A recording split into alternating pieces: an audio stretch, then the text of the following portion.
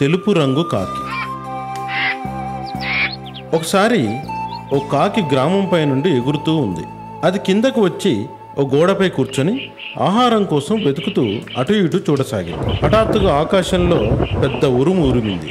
కాకి భయపడి పట్టుదప్పి కింద పడిపోయింది. అది నేరుగా గోడలకు రంగులేసే డబ్బాలో పడిపోయింది. ఆ డబ్బా తెలుపు రంగుది. ఎంతో కష్టంగా ఆ డబ్బా నుంచి బయటకు వచ్చిన కాకి దగ్గరలోని చెరువు వద్దకు వెళ్ళింది.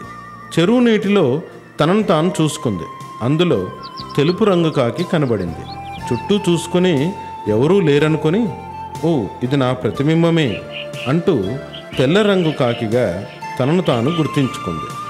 అప్పుడు దానికి ఒక ఉపాయం తట్టి అక్కడి నుండి నేరుగా తను నివసించే చెట్టుపైకి చేరుకొని గట్టిగా కావు కావుమని అరవసాగింది. దాని అరుపులు విన్న కాకులు దగ్గరగా వచ్చాయి. అవి ఈ కాకిని చూసి, ఈ పక్షి మనతో సమానంగా కావు కావుమనే అరుస్తోంది, కానీ దీని రంగు తెలుపుగా ఉందేమిటి అని ఆశ్చర్యపడ్డాయి.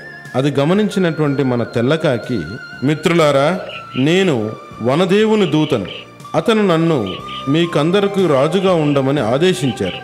ఈ రోజు నుండి మీరంతా నన్ను గౌరవించాలి, నేను ఆదేశించినట్లు వినాలి అని పలికింది. దాంతో మిగతా కాకులని నిర్ఘాంతపోయాయి.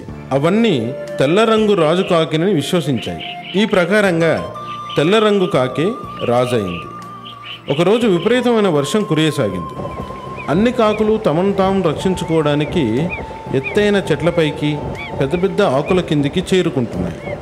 వర్షం ఉధృతి విపరీతమైంది.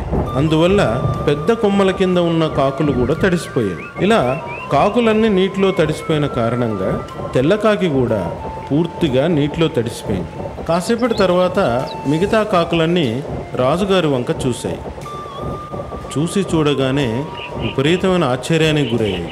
ఎందుకంటే రాజుగారి మీద ఉన్నటువంటి తెల్లటి రంగు వర్షం నీటికి నెమ్మదిగా కరగసాగింది.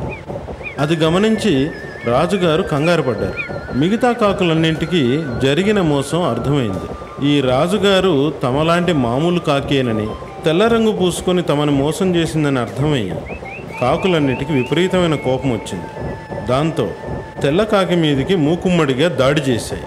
నల్లగా మారిన తెల్లకాకి ప్రాణాల్ని కాపాడుకోవడానికి వీటన్నిటి నుంచి తప్పించుకొని అడవి నుంచి పారిపోయింది. అలా కాకికి తాను చేసిన తప్పుకు చక్కటి గుణపాఠం నేర్చుకుంది. ఇందులో నీతి, నీవు నీవుగానే ఉండు, అనవసరపు డాంబికాలకు వెళ్ళకూడదు. నీళ్లలోనున్నప్పుడు మొసలి ఏనుగునైనను లోపలికి లాగివేయును, బయటనున్నచో కుక్క కూడా దానిని పీకివేయును అనగా